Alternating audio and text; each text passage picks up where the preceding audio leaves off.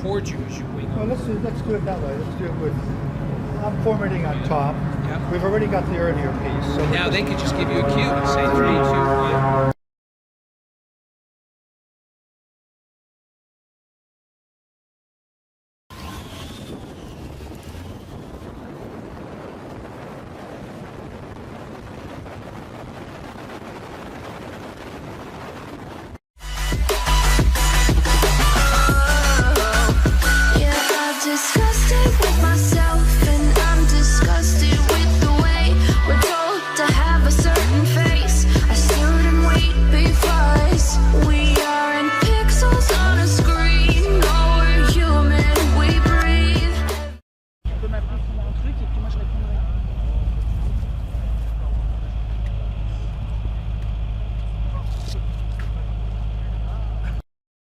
It's nice coming over a counter with these things. I can go slower, you know. It's reversible. This is Alpha's one. Exactly. It's almost good if Alfie the places. Yeah, Alfie, you just give me.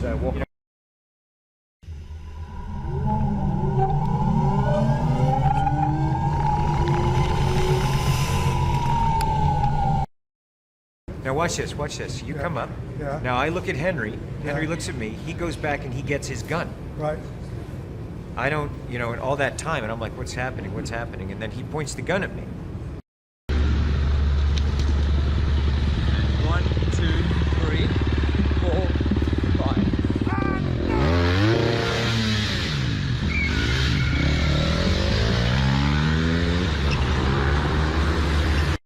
That'll be one pass. Yep. We'll get all that in one pass. Okay.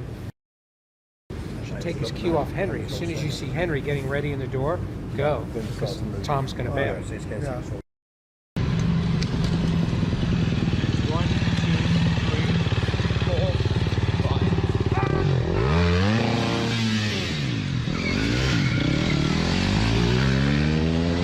2, 3, 4, 5. So the first one we're going to do is we're going to go low over the water. You'll be behind us. I'm behind like this. Okay. Chasing. You tell us to over. go. Here are the falls. Yep. Okay. You call it. We'll go over the falls. Boom. I go over the falls to the right, and you chase me down. Yep. Okay. Okay.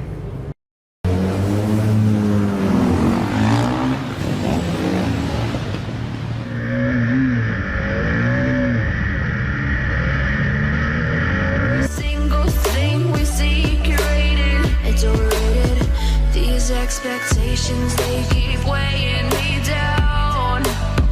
My heart is begging me to get the hell out of my head. I'm gonna live inside the upside. Action!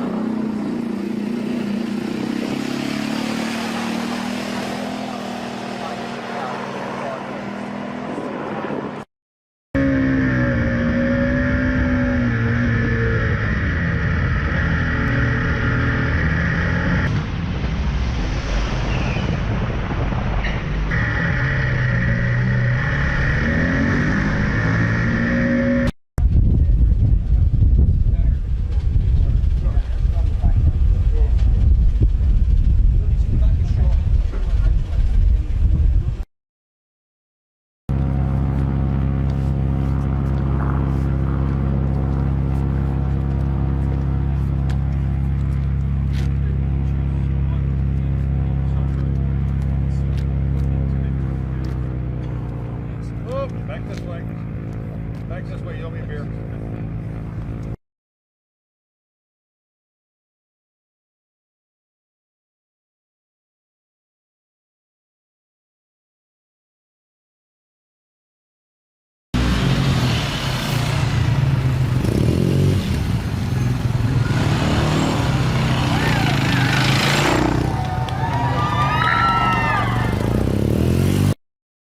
Down for a minute.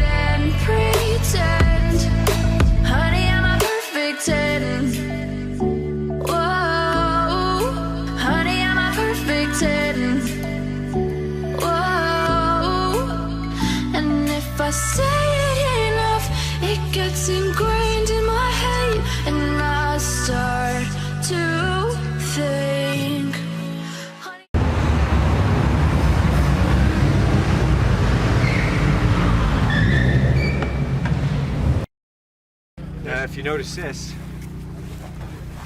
I did. I check it I check it all the time. Clean. I know it because that's a beer. You can tell I'm a mercenary, aren't you? Yes. We've got from here until basically when the traffic lights are.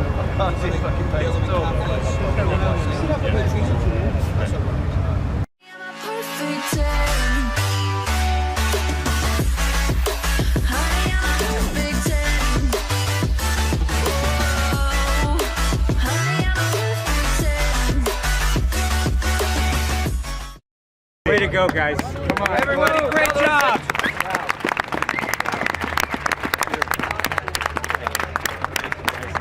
Attention! When you're by yourself, you're down the center line, and even when you burn the fuel off, you stay down in the center the entire time. My pleasure. Thank you. Okay, guys. Comms check, TC. Yep. Let's go play. Be safe, sir, yeah? Always. Boss, I'll see you in the sky. Thank you. We'll see you there. Have fun. Always. This was an impossible day, and you have proved that nothing is impossible with Mission Impossible. Thank you. Thank you. Thank you, everybody. Thank you, everybody.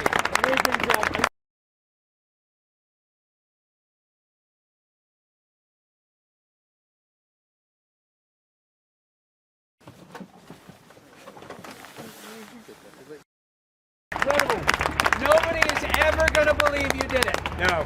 They can call me. They can call me and I'll tell them. It's amazing. French locations and lock-up team. Brilliant.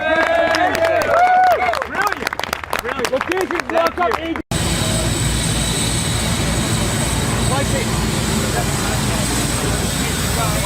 Incredible. That's a wrap, everybody. Thank you. Great day. I think that's good, guys.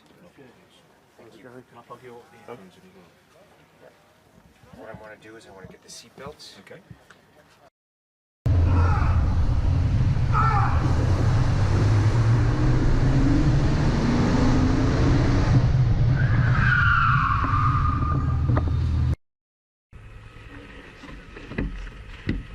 I've got a camera, some balls.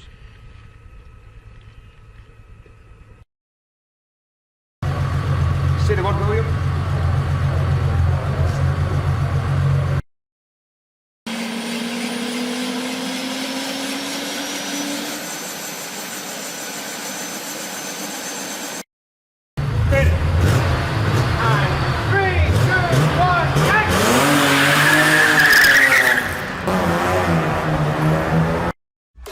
Honey, I'm a, yeah. Oh, oh, oh.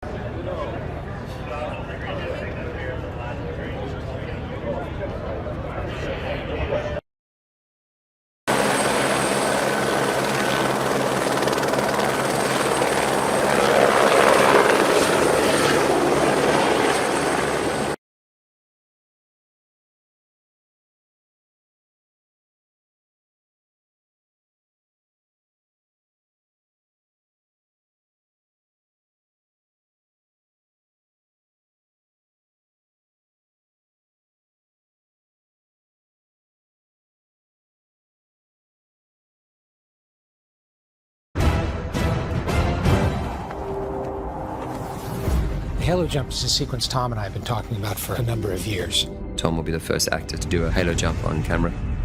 Halo jump is high altitude, low open. Military jump out 25,000 feet. Opening a chute below 2,000 feet. And sneak into a foreign country without being detected. That's the idea of Halo.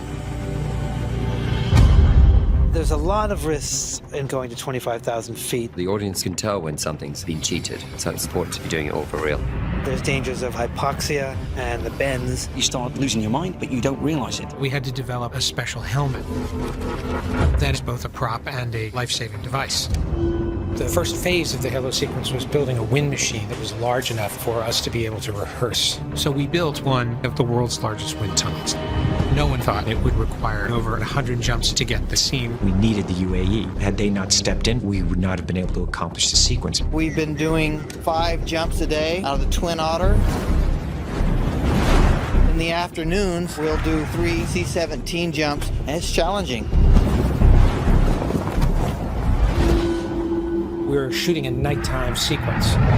The light has to be perfect. We only get 1 shot a day. We have to shoot it as close to sunset as we can, so we have exactly 3 minutes every day to get the shot. You can't just get on the plane and go. You have to spend 20 minutes on the ground breathing pure oxygen so that you don't get decompression sickness. The plane has to climb to 25,000 feet. All of the lighting turns from white to red. You're talking about Tom jumping out of a plane that's traveling at 165 miles an hour.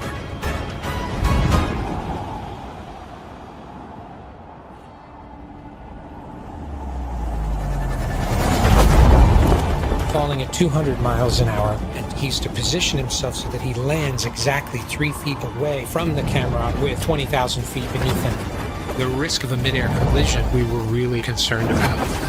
There's always a ticking clock in filming a movie, but it's not usually the Earth flying up towards you.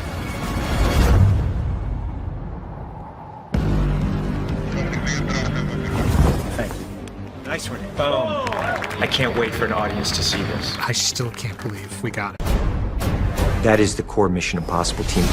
The team is reunited, but also new elements have been reintroduced which create a much bigger threat that they've never faced before. I don't trust anybody outside of this room. This is the CIA's mission. You use a scalpel. I prefer a hammer. Henry Cavill is something of a wild card. The way the IMF and the way Hunt looks at him is like he's the enemy because he's being forced upon the team. He's not just some observer. He's an assassin. That's the job. McHugh and Tom have put together a symphony of actors. Rebecca Ferguson is returning, so I like the fact that Ilsa is a match for Ethan. The journey that Ethan Hunt and his team go through, there's huge stakes. Which way, Benji? Turn left! Go, go, go, go! What are you waiting for? I'm jumping out a window! Oh, sorry. Good luck.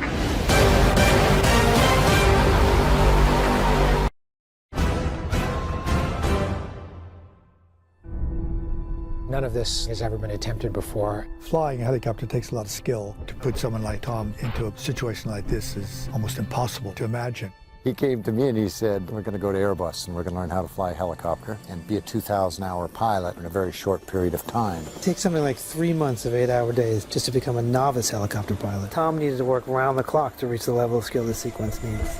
There are very few students that have his level of dedication and focus. Fly safely. Thank you. While most aerial chases you'll see from a helicopter, we don't usually turn the cameras in. So we've developed these rigs over the last couple of months where we can basically hard mount cameras to show that Ethan Hunt is flying the helicopter without anybody else. Every camera position has been designed so that you can see that Tom is doing everything himself.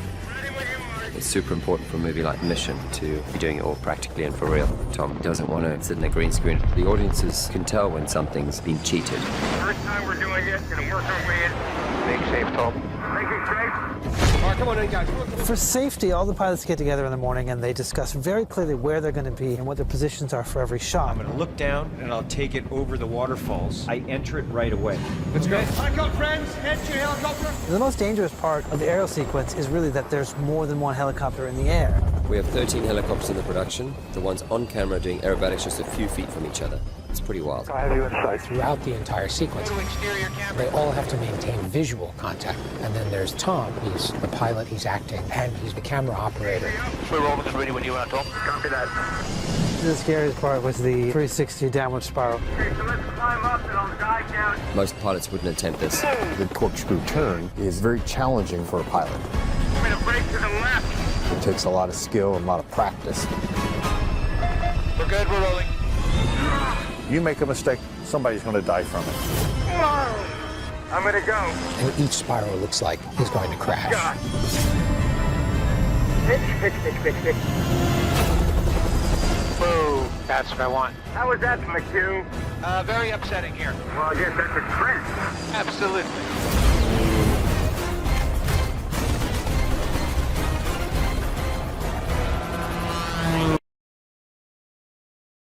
I love them. I think for me they still work because they're exciting and I know what to expect, but I equally as much get blown away by the stunts that I'm now a part of and I even know are going to happen. I still get blown away. Character development, bloody intoxicatingly scary stunts, and some kind of a motor race, motorcade, car, bicycle, I don't know, scooter race. Yes. I think that's what we should do for the next one, by the way. What are they called? Segways? No. What are they called, the things that you stand on? No, Segway. Yeah, we should have a Segway race through Denmark. I feel inspired because I always have a backup team. I have stunt doubles. I have other people who can always jump in and do what I can do. And I think that's what pushes me to be able to do it and challenge it myself. But then also there are scenes that I don't do. I don't do the motorbike racing through Paris because it's bloody dangerous. And Jenny is the world's best motor driver, so she does it. But it's one of the most incredible things of being a part of this franchise is having the possibility of challenging yourself. And being terrified and actually doing it. That's why I love it. He is bloody fast. God, he can run. Okay, Tom is fast, but he's bloody funny. He's fun to be with. He is and on top of things. He's superhuman.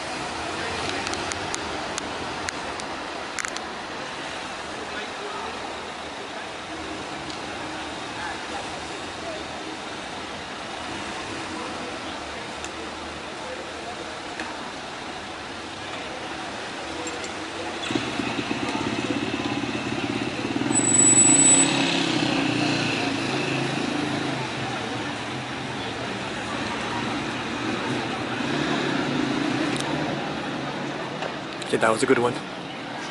Are they doing anything different? They were going, well done Ethan, well done Ethan. Why Ethan? Because that's his name in the films. Oh, okay.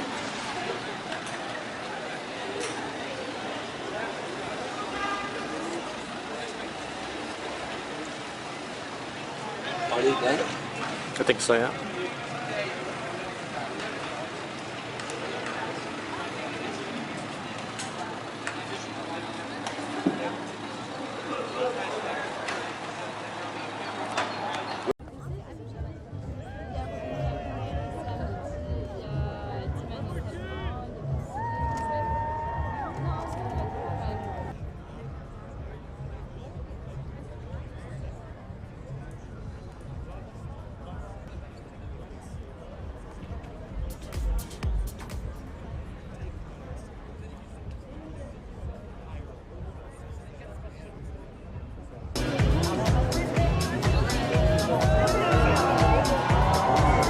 Ladies and gentlemen, mesdames et messieurs, reprising his role as Ethan Hunt, encore une fois dans le rôle de Ethan Hunt, the multiple award-winning actor and producer, l'acteur et producteur de Star, Tom Cruise.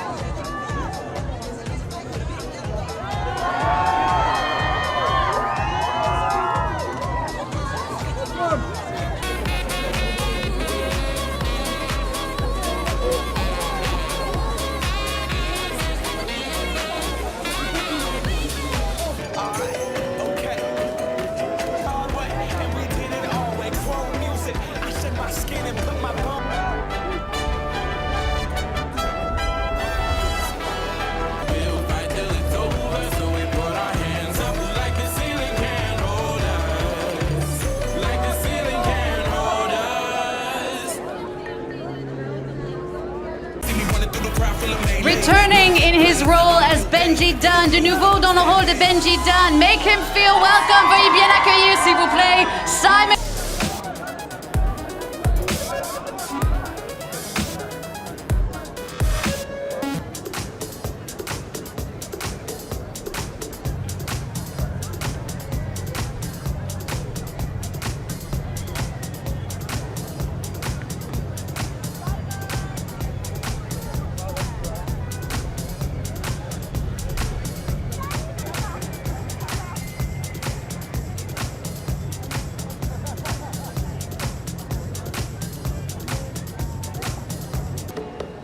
Et maintenant, veuillez bien accueillir avec moi, s'il vous plaît, le réalisateur, scénariste.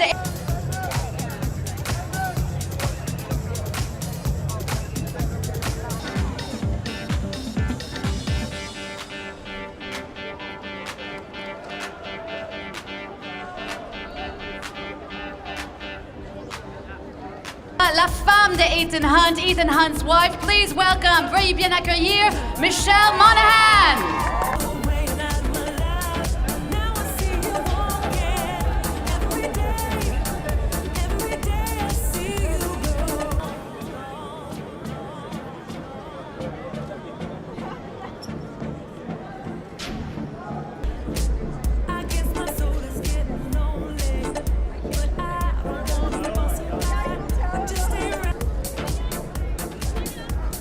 Reprising the role of the enigmatic Ilsa, encore une fois dans le rôle de Ilsa.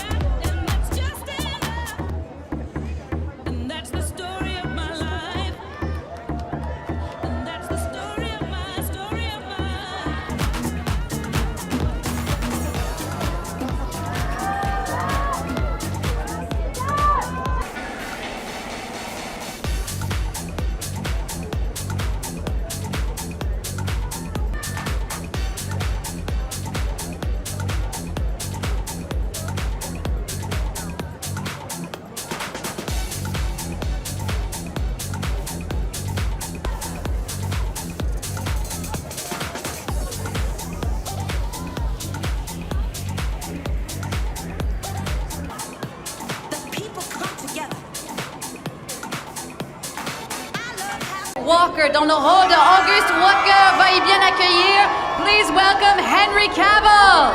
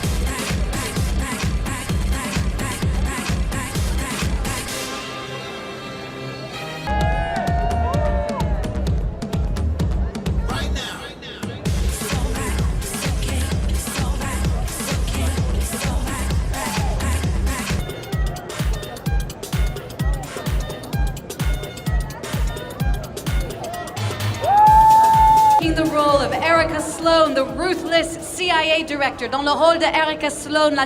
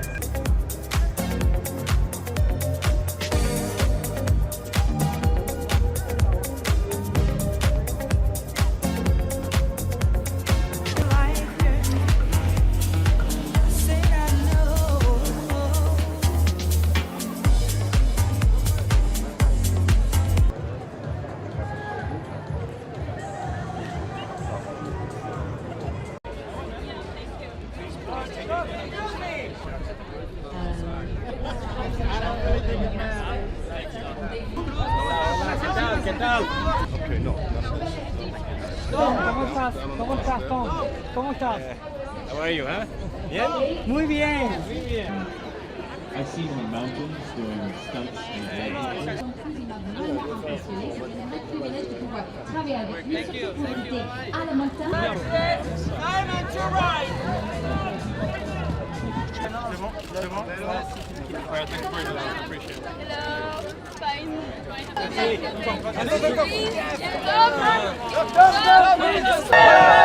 Mr. John Cruise!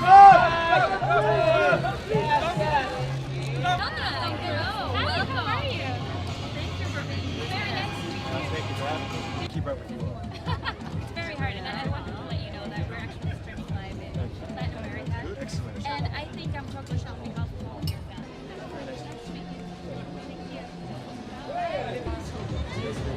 Regardez la photo de sa robe elle est calme. Je veux la même.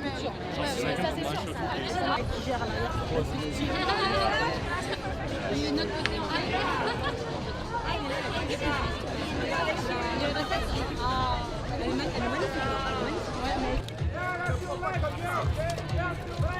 Please, this way, this way.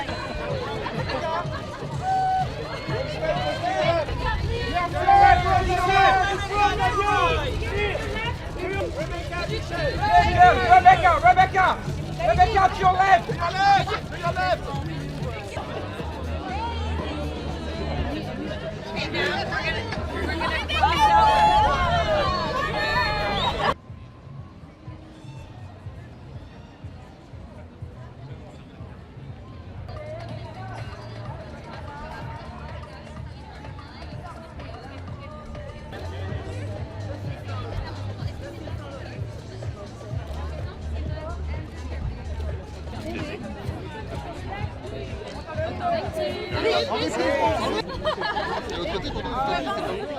Ouais, mais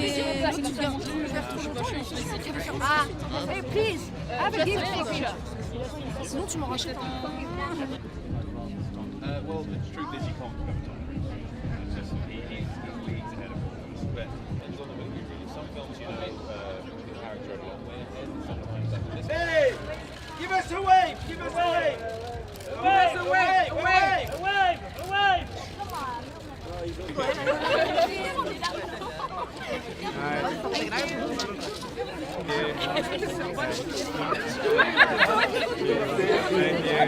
Hey buddy, how's it going? Oh. Thank you so much. Thank you. Yeah, take a picture. Oh, I see. Thank you. Tom Cruise, welcome again to Paris. You must be Jake. This is Jake. Jake Myers, donc le producteur. Vanessa, come on up. Hello, Hi, Vanessa. Vanessa Kirby, come on up. Who else do we have with us? Michelle Monaghan, come on up. Little by little, we're getting all the cast and crew coming up with us on Come on, stage. Michelle. This is Michelle. The lovely Michelle Monaghan, who plays Julia. Aussi avec nous, Angela Bassett. Angela. Let's welcome her. Erica Please. Sloan. Okay, Henry, come on up. Henry Cavill. Henry est avec nous encore. Simon Pegg. Benji. On dit bonjour à Simon.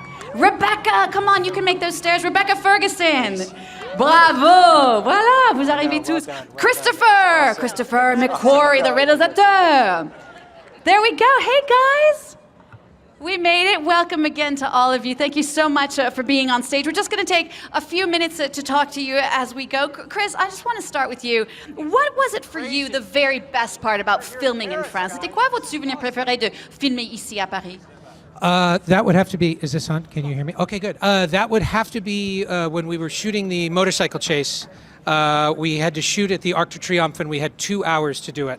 And they told us it was impossible, it couldn't be done. And the crew, the way they came together and the way the city came together, and we did that, it was amazing. It Voilà, was a pour once in a moi, lifetime. donc Christopher dit, pour moi c'était la course-poursuite autour de l'Arc de Triomphe. On a fait ça en 2 heures, top chrono. On nous a dit que c'était impossible, on ne va jamais pouvoir le faire. Et en fin de compte, on a pu le faire. Jake, I've got a question for you. Where's Jake? As Right a here. producer, come in producteur, what do you do when Tom, your star, says to you, I'm going to do something crazy like jump out of a helicopter? Don't you go, oh shit, like Tom just said No, earlier? he never makes a mistake. It's all fine. We're not nervous at all. Ah oui, non, on n'a jamais peur. He's got a limp, not us. Oui, voilà, Simon, il dit non, c'est He's the one Jake. with the broken ankle, Voilà. not me. Oui, Tom, il dit, c'est lui qui a le cheville cassé, c'est pas moi, c'est pas moi. Simon, tell us a bit more about what it's like for you being part of this family now for some time now. What's been the absolute best memory of all of Every your day experience? working with us, right, Simon? Ah, on a travaillé avec nous tous les jours. Yeah, feelings. No. No, go ahead, tell me, c'est quoi voilà, votre souvenir préféré? If you had one memory in Oui, oui. all of the Mission Impossibles, what would it be, your favorite? D'accord, oui, oui. My best memory ever was probably on this film. It's not a good memory, but it's a relief. No, Pas listen. un bon souvenir, mais un souvenir. Tom was hanging from the helicopter. Rebecca and me were on the ground. We weren't told that Tom was going to fall. Baby lambs and coffee. We were playing with a baby lamb. We looked up. Tom Cruise, the film actor, fell from the helicopter. And we went, oh, shit! And, but fortunately, it was supposed to happen. But for 1 second, we thought we were going home early. Voilà, Simon et Rebecca nous disent qu'ils étaient en train de regarder Tom en train de tourner une scène où il tombe sur une corde d'un hélicoptère. Ils ne savaient pas du tout qu'il allait faire ça. Ils regardaient, ils étaient en train de jouer avec des agneaux. Il dit les petits bébés agneaux. Et tout d'un coup, ils voient Tom qui tombe et ils disent encore, go ahead Simon, what did you say? Merde! Merde!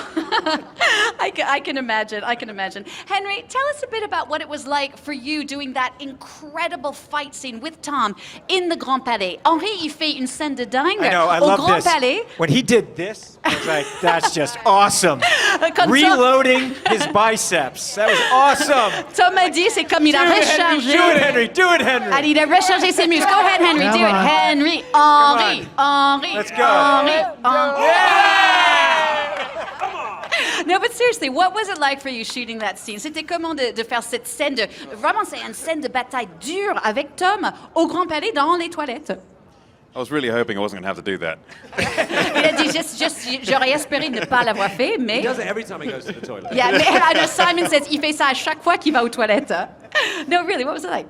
It was incredible. It was actually, we only scheduled that shoot for 4 days, and it ended up being about 4 weeks worth of shooting. On était censé faire ça que pendant 4 jours, et en fin de compte, c'était 4 semaines. And it was just a real pleasure working with Liang and Tom, and the level of energy those guys put in every day. When I turn up on set and Tom's already there, Liang's already there, and it's just one of those things which no one gets hurt unless you hurt yourself.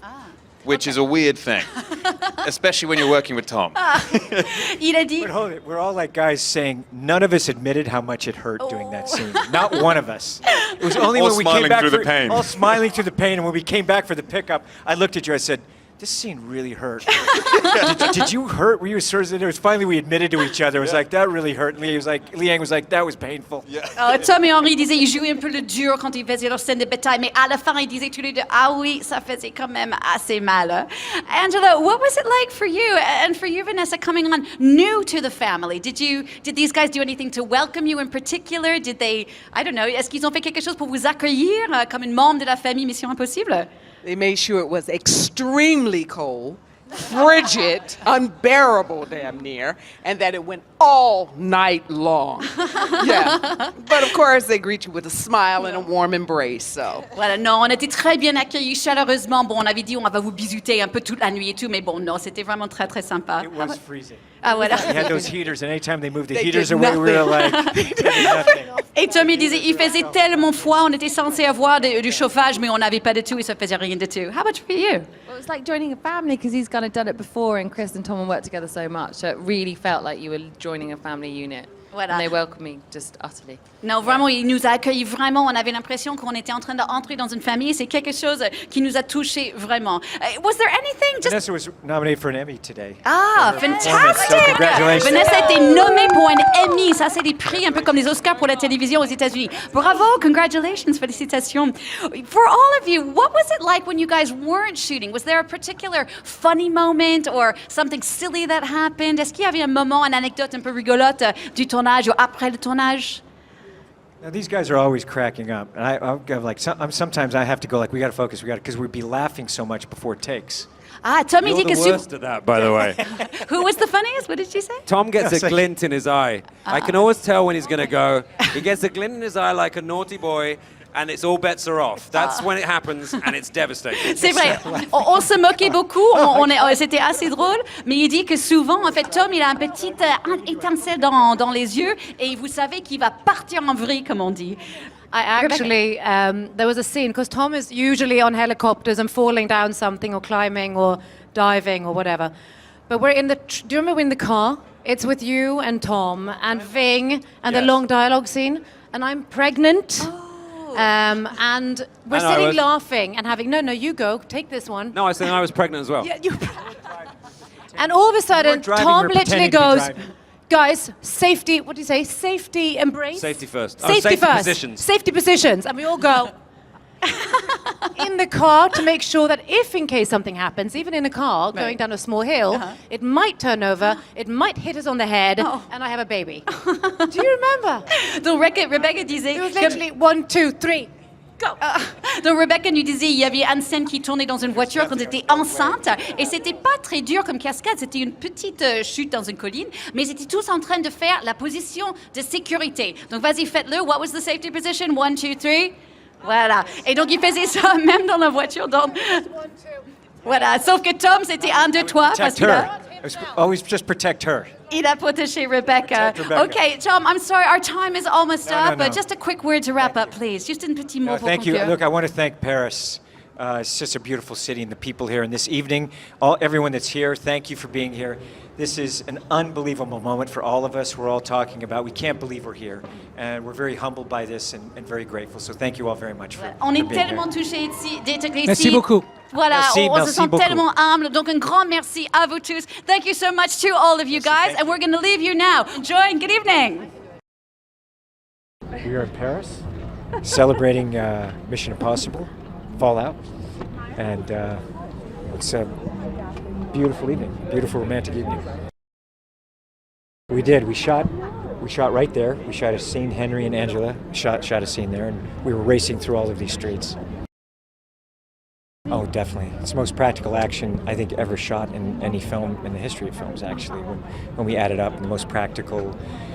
We were pushing it. We didn't really kind of think about it until we looked at the movie and thought, what? Look at how many things we've done. It was hard. Some of the stuff we had to cut out of the film that didn't make it. We'll kind of look at it in the DVD. I just love entertaining an audience. I really love coming up with things that I think will thrill them, and that's what I think about. I really, when I go to make a film, I'm employing every part of me, every skill as a filmmaker, as the physicality, the artistry, and all of us are doing that. Every aspect of that, every producer we have on the film, every department, I really want that, and they want to give it, and that's what I'm thinking about. How can we entertain the audience?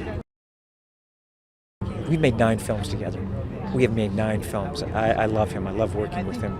He's an utter genius. He's just he's so much fun to work with. Every day, I love the surprises that he has. His writing is amazing. His taste is very elegant. His composition is elegant. So I have a lot of respect for him. I love their characters. I love how they play these characters. I remember Ving all the way back to the very first one with Simon when he came on board, and to have the whole new team that's here. I look forward to working with them every day, and I missed it. Like when we're done, it's like, oh man, so we're here now to be able to celebrate together, which is lovely. I'm just looking forward to see the whole movie. That's I can't wait for them to see it. That's we dream of moments like this and think of this, and I'm just looking forward to that. Oh, it's amazing. The fact that also my character is Vanessa Redgrave's daughter from the first movie. So to think that I'm linked to somebody in the very first movie from 1996 is amazing. Who would have thought? Yes, I remember watching the very first one with all of them, and Kristen Scott Thomas and everybody, with my family at home when I was very little. And remember all the stunts, so it was really surreal to be on set, and to hear the theme music, It was surreal. I mean, you think that that he does all his own stunts because he's known for it, but then when you actually see him do it in person, it is quite extraordinary. It's like an art form that I've never seen. It's given me a whole new appreciation. I've never done a stunt before, so watching him and doing my own sequence was really wonderful, and it's definitely given me an appetite for it. I suppose just a whole new journey and new characters and new locations, and Ethan, I think, is troubled in this one. He has a conscience that's caught up with him over 5 movies, and that's what I loved about it. It's sort of dark. It's much darker. It's exciting. It feels relatively quick, really. We only stopped shooting, the final sort of details of the movie months ago. And so to be here so quickly feels extraordinary. It's so great to be back in Paris, though. I can't think of a better backdrop for this film, than this beautiful city. And to show the city like we do, with the access we got, enabled us to shoot the city like it has never been shot before. You don't need any help to make Paris look beautiful, but it's great to be able to shoot it in this amount of detail. It's extraordinary. It's like the Paris Tourist Board are going to be very pleased. I love doing that. I mean, I generally get to at least do 1 or 2 things when I'm on my downtime. In New Zealand, I got to go snowboarding because it was like winter there. Here in Paris, I got to just walk the streets and soak it up. Paris is somewhere that's, it's close to my home. It's somewhere I've been many, many times. So to be able to be here is a treat. And also shooting in London, that's where I live. So I was able to go home and sleep in my own bed. It's nice to be not dead. A lot of the team don't make it as far as I have. Who knows what happens in this film? We have to wait and see. But it's nice being part of the team. It's nice for Benji to be valued and be sort of treated seriously, it's something I really relish. Yeah, bigger, way bigger. I mean, we have to make them bigger. Do you know what I mean? These films, they rely on becoming more and more impossible. We know the last one turned out to be possible, so this next one has to be impossible again, It has to give us a challenge, and the only way we can challenge ourselves is to make it more intense, more exciting, do crazier things, and that's exactly what we've been doing. It's very scary, I mean, I sometimes, that's what you heard. I fear for Tom, and I've said many times, are you sure you want to do this? And and have discussed seriously with him the dangers of what he's about to do, and he's always very sort of confident and sure about it. But you know, I was relieved to get a call that he broke his ankle, not that it was something else. You know, it says a lot about this film that you can look at a text that says Tom's broken his ankle and say, oh, thank God. You know. I mean, the ride, you know, it's 2.5 hours and it goes by like that. And it's for me, it epitomizes everything that you would want from a summer blockbuster. You know, it's fun, it's engaging. It's not just lights, you know, it's characters that you care about, situations that you can get involved in. And it's a thrilling experience to watch it. I'm so proud of this movie. I'm amazed how it's come together. I didn't expect it not to. I'm just surprised how well it has. It feels so good on both accounts. You know, it was such a great honor to be asked the first time to be a part of it. And then I think I got that call from Christopher, and he's like, you know, we're thinking about bringing Julia back. And I was like, really? And so it was a really big surprise, but I was so excited by it, and really getting to work with him and, you know, getting to work with Tom again. But it was really exciting for me because I'm a fan of the franchise myself, and there was like a part of me that felt like there was some unfinished business. You know, I was like, wait a second, what really happened?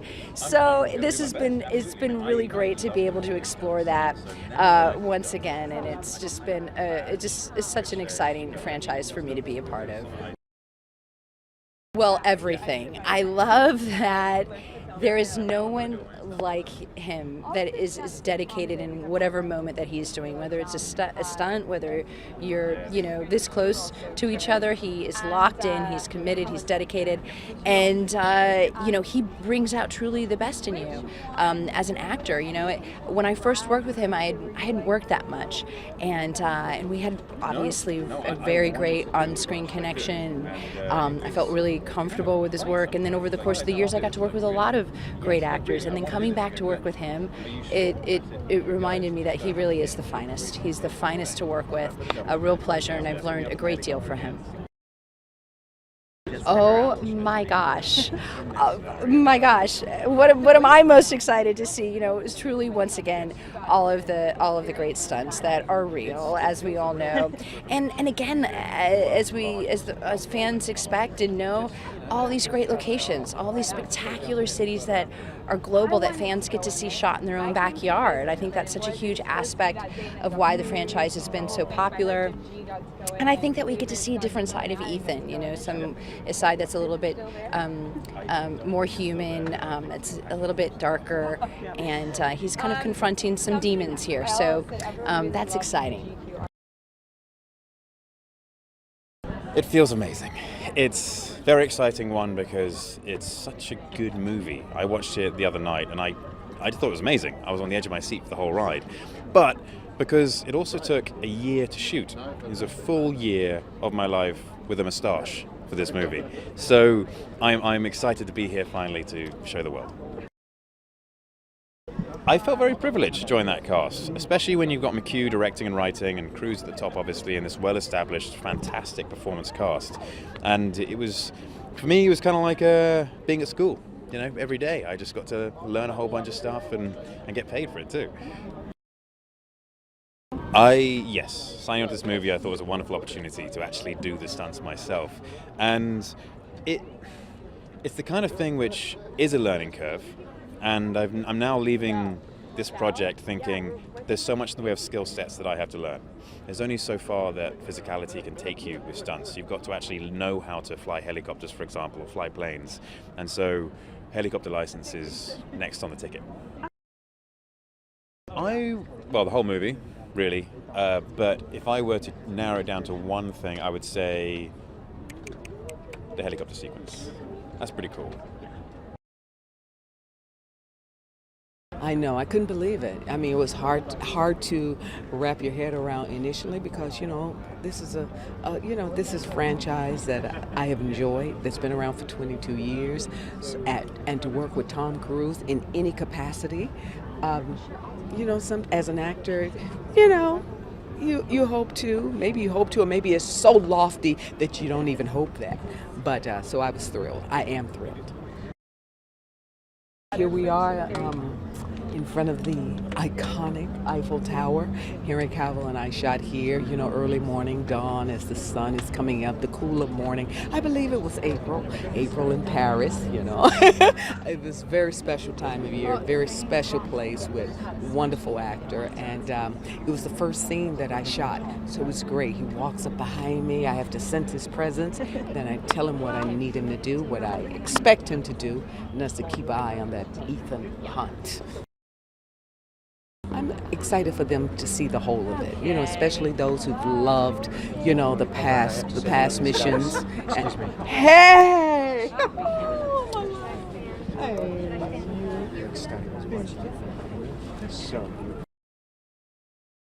Well, you see how nice he is, you know. I stepped off, he came back, you see how gracious and beautiful he is. It's just indicative of what the entire shoot was like. It was a real honour and a pleasure, I'll be honest, working with McHugh and Tom and Henry and everyone else. You know, you join a franchise, they're a preset family, and you kind of somehow got to find a way in, and they were incredibly welcoming, and yeah, made for a huge amount of trust that we could work from, and hopefully that translates into the film a little bit. So I mean, from the first mission, it wasn't where you're dangling from your ceiling, and you know, all that sort of stuff. I mean, it's kind of canonised, if you want, into film history. So it's like, yeah, it could.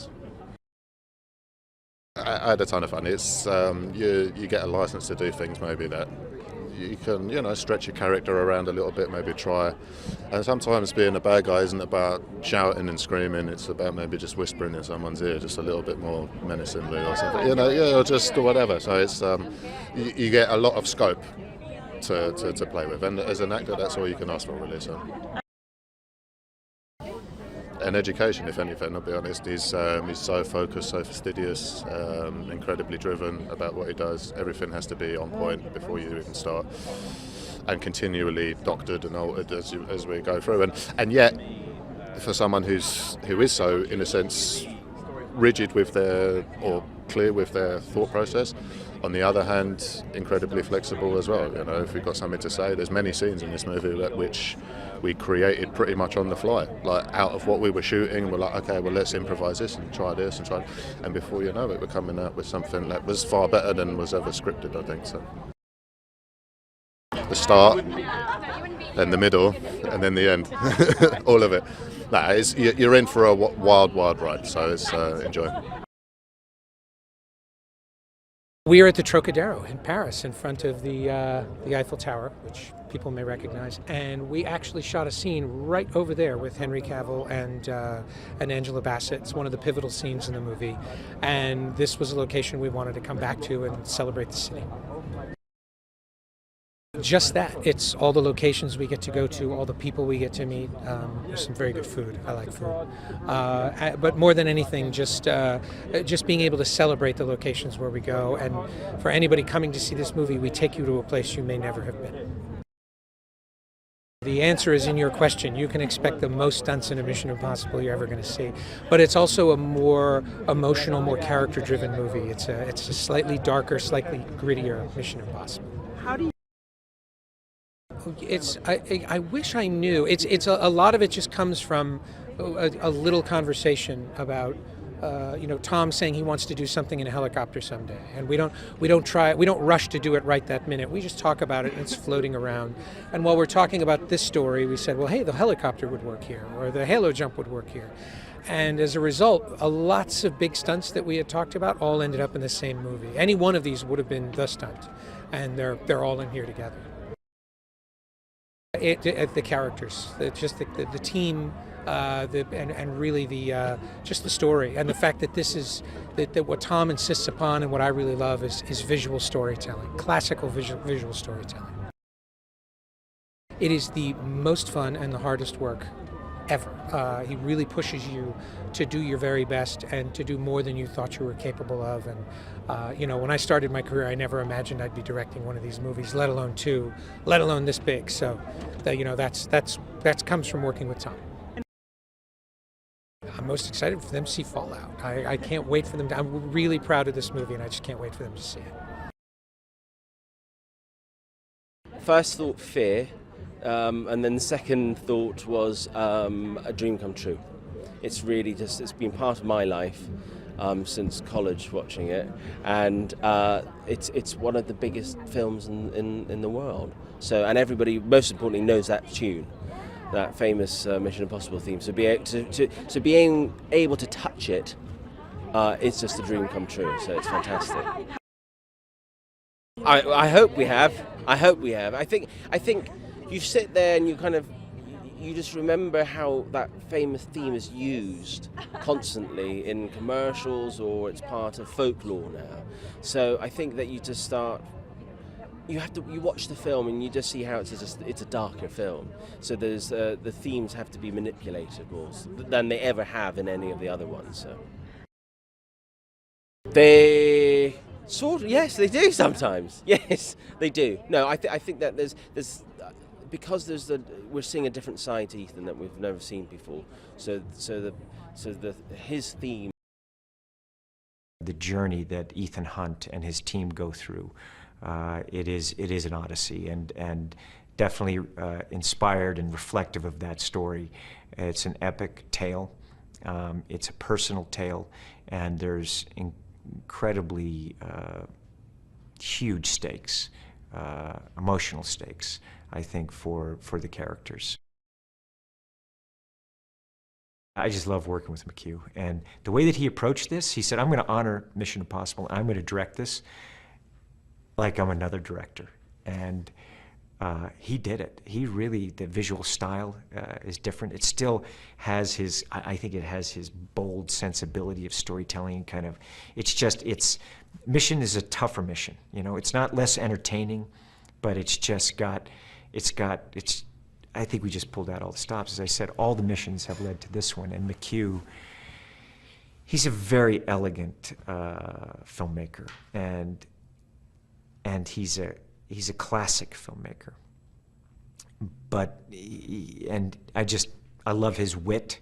I love the toughness of the movie and the characters, and it's just a beautiful movie. I can't wait for eyes to see it. I'm so, proud of my friend, and when I look at the movie, I'm going through it, I'm like, McHugh, look, I mean, he really is just enormously talented, and it's always such a joy to work with him. The Mission Impossible team, it's going to be Rebecca Ferguson, who plays Ilsa, but really, the core team is going to be Simon, myself, and Ving. That is the core team, and that is the core Mission Impossible team. And Ilsa is, I can't really say that Rebecca is, you have to see the movie, but you'll see what happens with Rebecca's character. But that is the core mission team, and Alec Baldwin as the secretary. Each actor, I think, is very charismatic, very dynamic, and I'm interested in all their stories. And when I see them all together, I lean into that story, and that's what I want out of a movie. That I want an audience to experience, that on screen. As some of my favorite movies is like you just have a group of great actors just hitting their stride, and that's something that I know McHugh and I work very hard on and think about, and it's really what we love about movies and storytelling. Simon Pegg came on, and we had him on MI3, and I loved, I saw him in, Shaun of the Dead.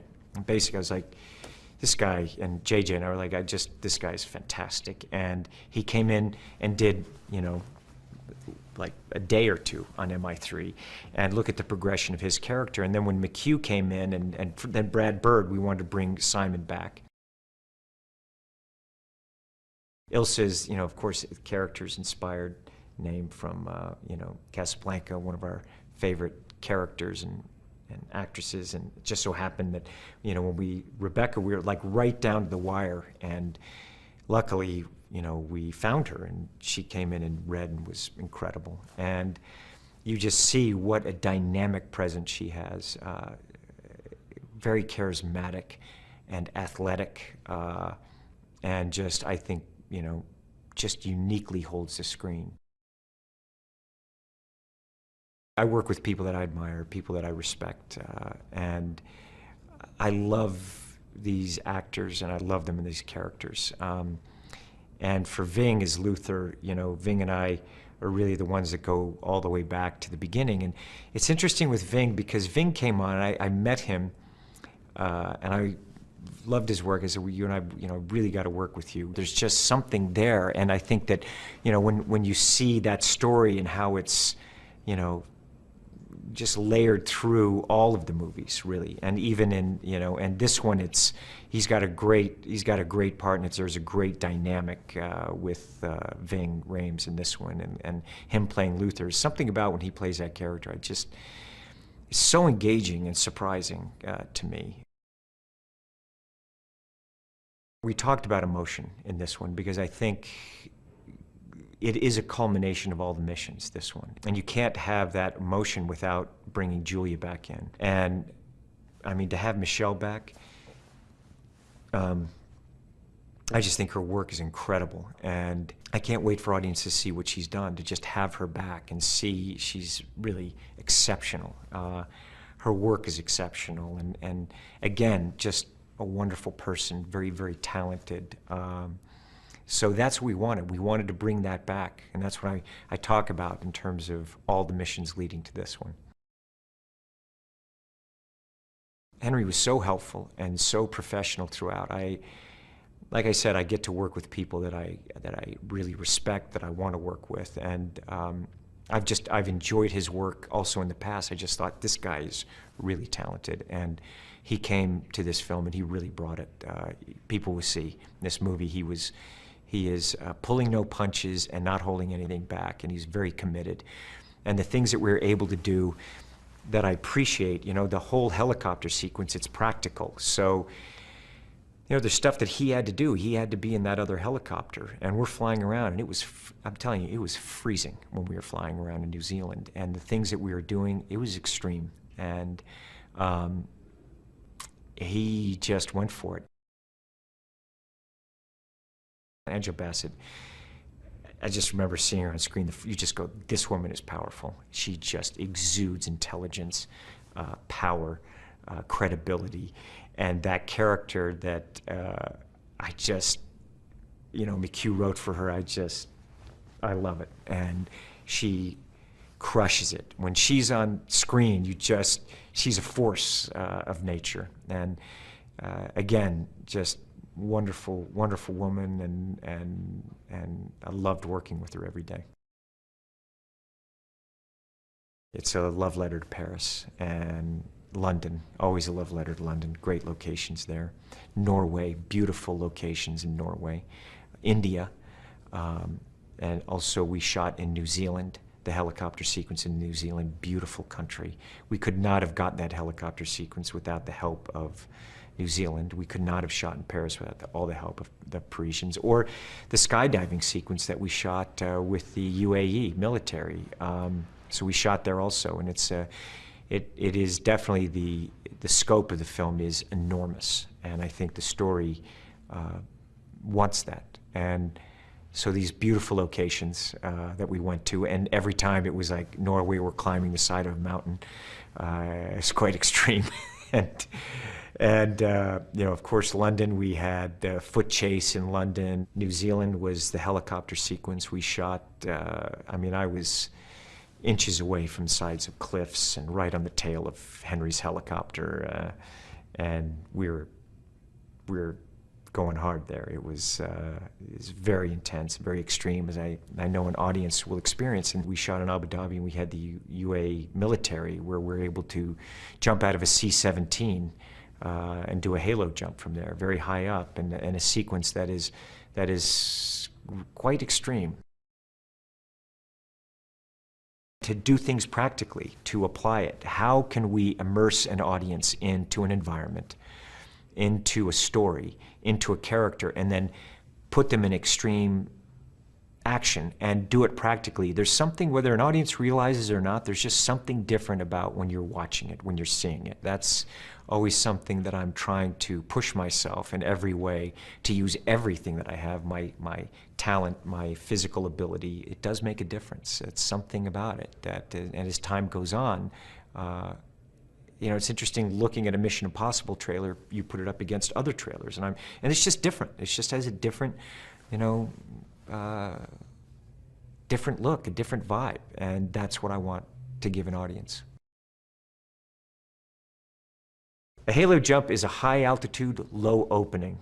That's what it means, that it's a jump where you're jumping from a very, very high altitude and you open very low. So this sequence basically takes place over Paris. We're at very high altitude, above 35,000 feet, and we're opening just above the Grand Palais. And we're doing that so that the aircraft that we're in looks like a commercial airliner, and they don't know that we're military and we're jumping into the Grand Palais, and that's why the halo jump. The halo sequence is something McHugh and I talked about for a long time, and we were told on numerous occasions that it's impossible what we were thinking, and it's never going to happen, and we were like, okay.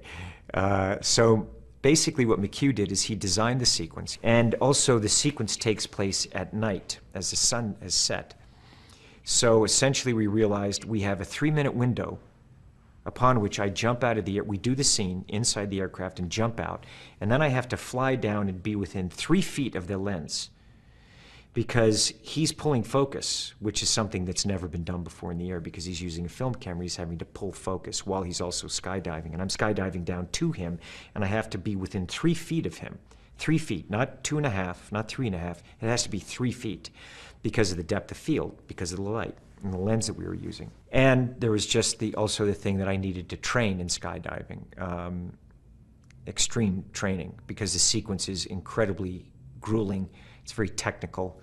It's very dangerous, to be honest. And so with all that said, we ended up just pushing it to the end of the schedule. It was a very long schedule, and constantly for me, I'm not only acting in the movie and producing the film, I'm doing all my own stunts in there and all my own action in there, from motorcycles, cars, skydiving, helicopter, and constant kind of physical training throughout the day. So we shot this at the end of the movie. I finished the film, went to Abu Dhabi, and luckily the United Arab Emirates really stepped up and helped us. They said, we will give you our C-17. We will help you accomplish this, because we have a great relationship. When I climbed the Burj there in Dubai, and they loved movies, and they knew what it was we were trying to accomplish, and they wanted to be part of it. And I'm very grateful to them. They allowed us to use their C-17. So then we had to figure out, how do we get the shot? And we didn't know whether we would actually be able to do it until we were there on the ground in Abu Dhabi and trained in it, and figured out how to exit out of the aircraft, because the aircraft's going between, the C-17s between 160 and 200 miles an hour. So with that level of turbulence, we had to find a way to exit the aircraft, even for me to be able to get close to that 3 feet. We broke it down to 3 sections. And then we only got 1 take a day. So I spent the whole day training, and then at night we would get that 1 take. And it was 1 take. And if there was 1 mistake, that was it. The take was gone. And we couldn't, we had to do it again. So we thought we were going to be there about a week. We ended up being there, I don't know how long we were there, over a month, maybe 5 weeks I was there training and then to shoot. And the more times we rehearsed it, we just didn't want to be so exhausted that by the time the take came at night that we were physically unable to do it. And also when you're going up to altitude like that, up and down, I mean in the C-17, they're limited to only 3 hops above 18,000 feet a day. And at times we were doing way more than that. I mean the team, not the C-17 pilots. In another order, we were going above that, training during the day and then doing it. So we had to really figure out, how we can get this done. It's a movie, you can't shoot it forever. And when we have a release date, and you also don't want to be tired when you're doing it, because you want all of your wits about you as we're performing. It's not just a skydive, I'm acting as I'm doing it. So there are many factors, and obviously we talk them through very carefully. When I go to do something like this, I'm not someone who does it on a whim. I'm very meticulous on how I prepare physically, mentally, with everyone, the whole team, and there's tons of briefings, and I really create a team environment and one that I push for excellence. But obviously what we're doing is extreme, and all of us know it, and all of us are very respectful of that and don't take it for granted. And it was it's definitely challenged all of us. I mean, these skydivers that I was diving with also, they all had thousands and thousands of jumps. I didn't. And it's something that none of us took for granted, and every jump I was looking to, how do I improve my skill, what do I do, you know, how can I do it better?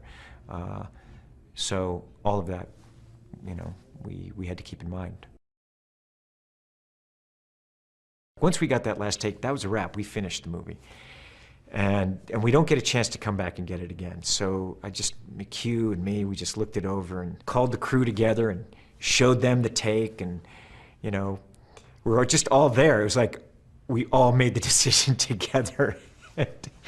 And you could just see, you know, when we finally said, you know, this is the take, there was just, everyone was so excited and so proud of what we all accomplished. And I think that that is the greatest feeling, and why I think I'm addicted to movies. It is something where you're working with enormously talented people in every department that want to entertain that audience. They all love movies, and they're using all of their skills to try to create something for an audience, and make something that they can feel proud of, you know. And when that moment happens, it's amazing. It's an amazing feeling, and one that you don't ever forget, really. I went to Airbus, and I trained at their facility in Dallas, Texas. They were really wonderful and helped me, you know, throughout. I wanted to fly the Airbus helicopter, where they call it the Squirrel. The thing is, when I'm flying a helicopter, I'm not just flying the helicopter. Just the same thing when I'm driving a car or a motorcycle. I'm also, a lot of times, when I'm there with the cameras, I'm setting a frame. So there are times that I'm flying a helicopter and I'm setting a frame for Henry when I'm behind his other helicopter, plus there's an aerial helicopter. So, plus I'm acting as I'm going and flying the helicopter, and flying it low, flying it fast, flying it close to the mountains and the grounds. But obviously, there was a lot of resistance, actually, to me doing this particular stunt. And number one, it's never been done before in the way that we wanted to do it. The extreme nature of the flying. And of course, everyone wants to make sure that it's going to be safe. And so I made sure, and one of the things that I do is I have these guys, you know, I try to surround myself with the best people, the best group, and have them challenge me and see how good am I? Am I good enough to be able to do this? So a lot of stuff that I wanted to do in terms of flying low under trees, I was able to get the aircraft into a spin and do those spins at very low G and low airspeed, and be able to pull out at very low level. Wing overs, these kinds of things that are extreme with a helicopter, and the things that we were doing were extreme, very close proximity.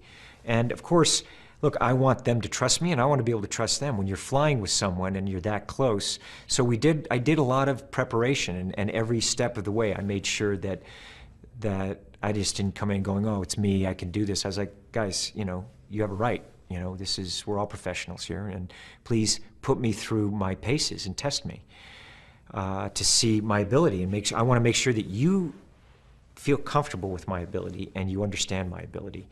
And so I always try to do that. Those are the things that we worked on, and those pilots, they really put me through my paces to test me, and rightfully so. And that's what I wanted, actually.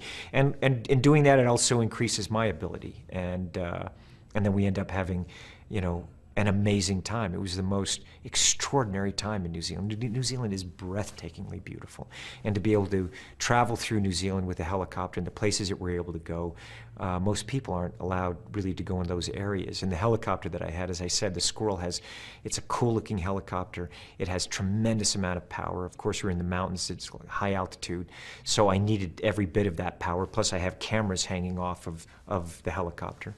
And so it was extreme. It was like everything in Mission. It was every day was filled with adrenaline. I know that everyone sighed a massive sigh of relief when we finished there, and I think we're all very proud of what we accomplished. So the long line. That was intense, I have to say. I mean, my adrenaline was definitely flowing in this movie. It was the kind of free fall into the bag. There was an impact there at that point. And I went out in an afternoon and kind of rehearsed it really only once. That's one of those things you just want to go out. I just rehearsed it once. I did the climb once and I did the fall once because it's a climb. And I have to try to climb as fast as I can up that rope. And that was a heck of a workout. I ended up having to do it. It was freezing on that day too. I mean, luckily the sun came out, but it was freezing. You're traveling. I was like, oh, please. My hands were numb.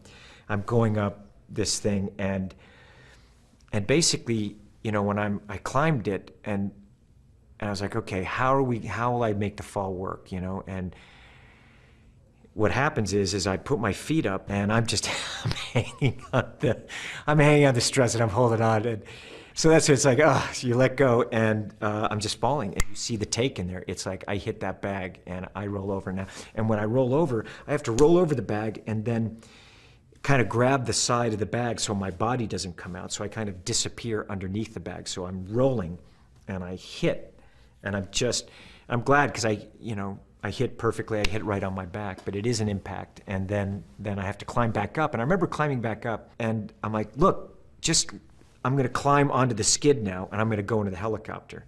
And, you know, we hadn't really planned for that. And so I just climbed out on the skid, and I got on the side of the skid, and then kind of got in the helicopter and sat there, and it worked. The foot brake. That was intense. We were doing that. I was, you know, it was one of those things. And you see it. I have a cable above me and a cable just in case I fall.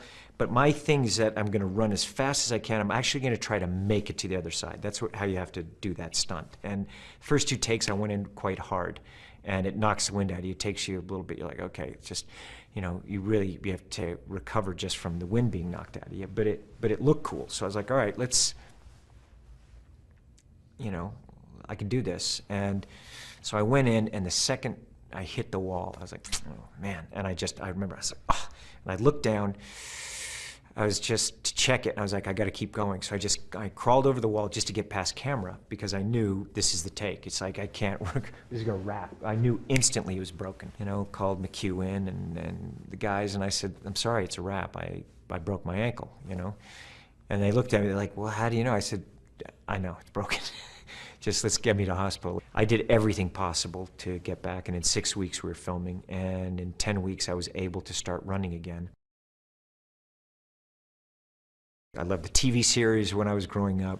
I loved the music. And to be able to turn it into a feature film and really take it from a Cold War series to this, you know, to bring it to modern audiences and cinema is something that is without a doubt, the most challenging films to produce. It's challenging films to make. The sequences, you know, McHugh and I will spend, you know, a lot of time, sometimes a couple years working on different sequences. And obviously, Mission is about practical action. That's what we want to do. We want to look at things and see how, in every way, can we create a movie that is elegant, that is entertaining, that is high in aesthetics, that is gripping, and use all of our skills as filmmakers. And it challenges every department, and you can just see their faces every day. You know, as we're going through it, it's such hard work, but there's an exhilaration also, and I think a real joy from everyone that they have the opportunity to challenge themselves in this manner. I love them. I think for me they still work because they're exciting and I know what to expect, but I equally as much get blown away by the stunts that I'm now a part of and I even know are going to happen. I still get blown away. Character development, bloody intoxicatingly scary stunts, and some kind of a motor race, motorcade, car, bicycle, I don't know, scooter race. Yes. I think that's what we should do for the next one, by the way. What are they called? Segways? No. What are they called, the things that you stand on? Yeah, we should have a Segway race through Denmark. I feel inspired because I always have a backup team. I have stunt doubles. I have other people who can always jump in and do what I can do. And I think that's what pushes me to be able to do it and challenge it myself. But then also there are scenes that I don't do. I don't do the motorbike racing through Paris because it's bloody dangerous. And Jenny is the world's best motor driver, so she does it. But it's one of the most incredible things of being a part of this franchise is having the possibility of challenging yourself and being terrified and actually doing it. That's why I love it. He is bloody fast. He is fast. God, he can run. Okay, Tom he is fast, but he's bloody funny. He's fun to be with. He is, and on top of things. He's superhuman. Upon learning that I was returning to Mission Impossible, I was very surprised, actually. I had no idea that there were plans for that, and ultimately I was really excited. You know, the character is a wonderful character. Their love story is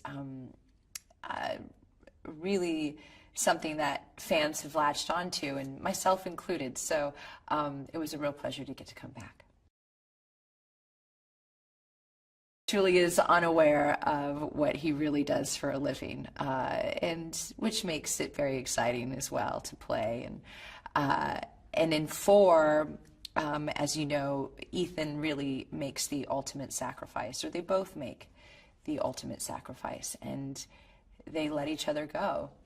And for me, that's the ultimate love, I suppose, because he essentially lets her go to keep her safe and out of harm's way.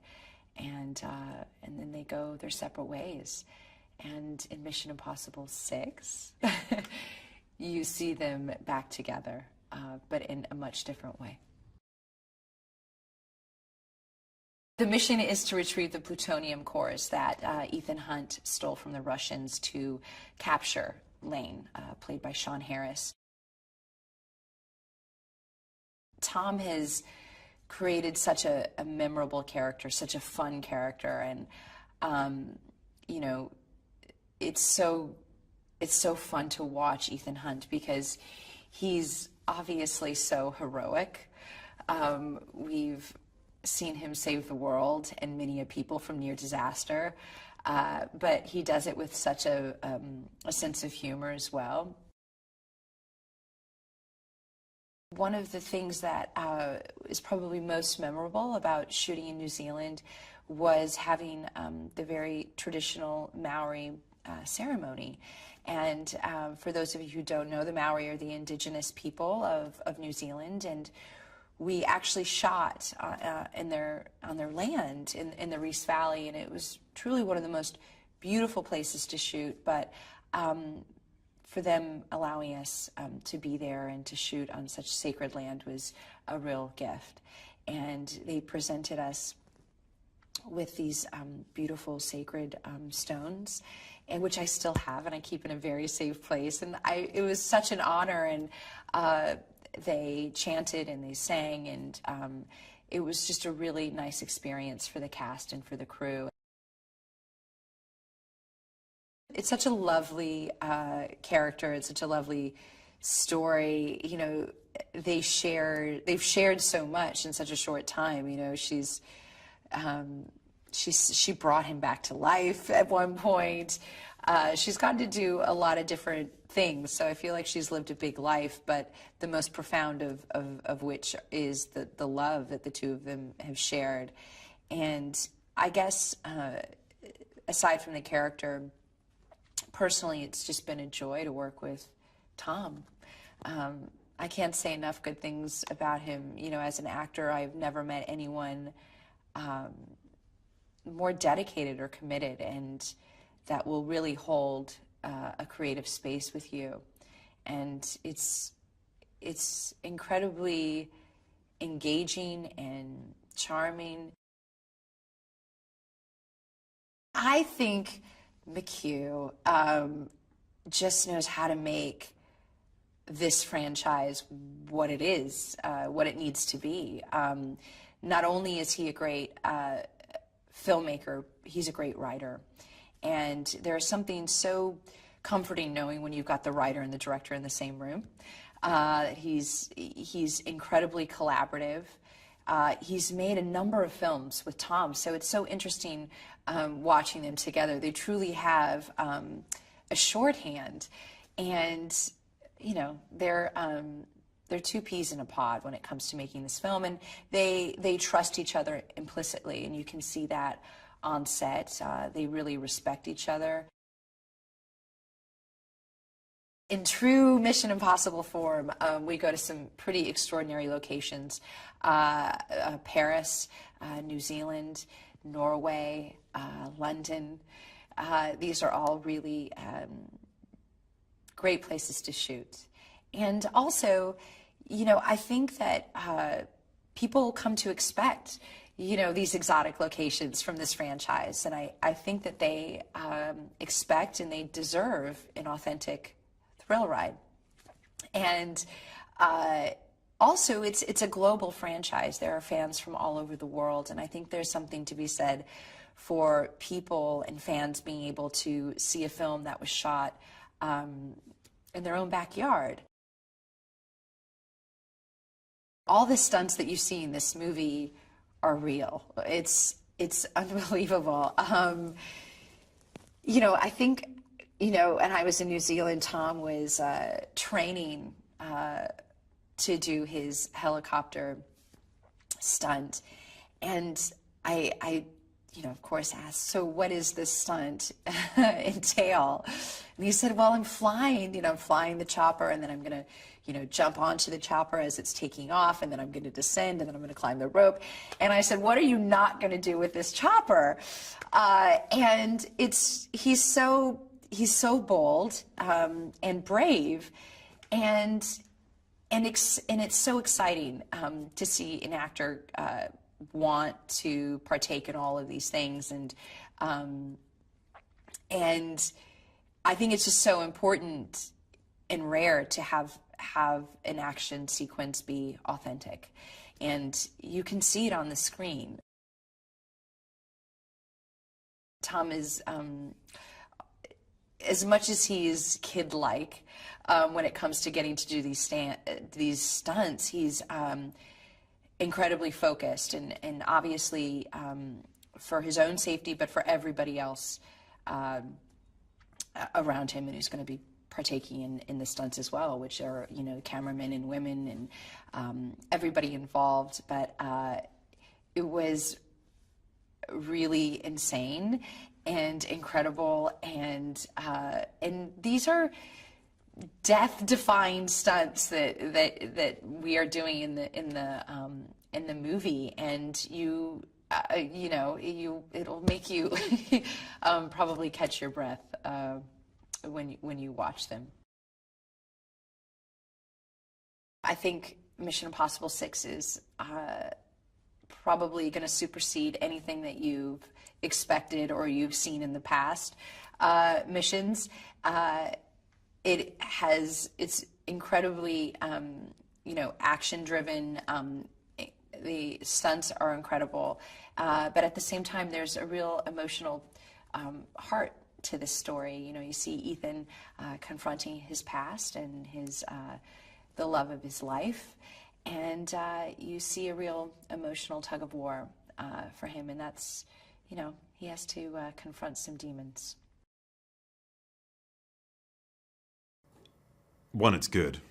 And two, because Ethan Hunt is a relatable hero. He's a classic hero, absolutely, and he always does the right thing, and he does the right thing extraordinarily well, in a fantastic way, but he's relatable. He's not just doing it easily. Everything is genuinely hard for him, so the audience members feel what he's feeling. And also the idea that everything that happens is real makes everything that much more exciting, because the audience is going, wow, I know that's actually happening, rather than it being fake. And so the audience can feel it. It's keyed into an audience emotion and psychology, which is fascinating, and it's done it really well. I agree. High-level stunts, something never done before. Great performances, and a sense of genuinely high stakes on the psychological level as well as the world level. Well, I felt like this was such an opportunity because I knew Tom does all his own stunts, obviously, and I came onto this movie and Chris McQuarrie said, are you okay with doing practical stunts and practical locations? And I said yes, and I meant it.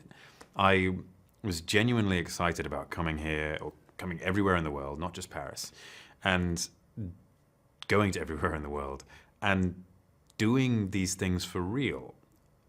And so it was more of an opportunity. It was more of a finally, I get to do this, I get to meet the stunt team and really work with them on building and developing stuff and then do it. And I take pride in that.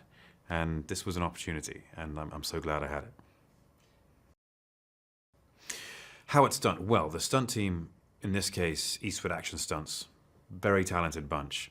They come up with the ideas based upon the story, I'm assuming with Tom and Chris, and then they build the technical harnesses and setups required to achieve these stunts.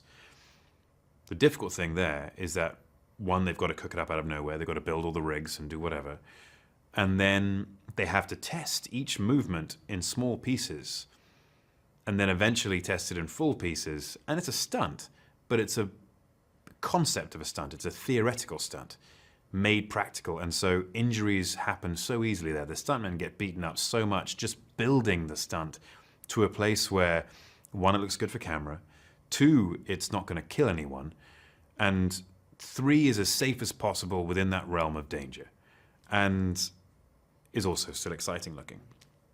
And what they go through is extraordinary. Then we come along, and Tom's been there from the beginning, obviously making sure the stunt is exactly what he wants it to be. And then we come along and they put us in the harnesses, and then they have to micro-adjust everything because we're different weights or different lengths. We have different body shapes and sizes.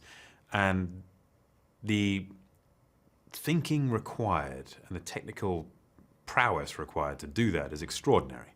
I have a lot of respect for those guys because they're tough and they have to think about us and make sure that we don't die. If we die on their watch, it's a really, really bad thing. Bad career move. I agree. I hadn't seen Rebecca for a long time, and we get on really well. And everybody actually, you know, I love Ving. Ving's always really fun to hang out with, and obviously the boss Tom. So it was a real pleasure when the four of us, as the sort of team, found ourselves in a scene together for the first time. It's very much like well, it is a reunion. So. And it doesn't seem that long since we were shooting Rogue Nation, so there was an odd kind of deja vu going on.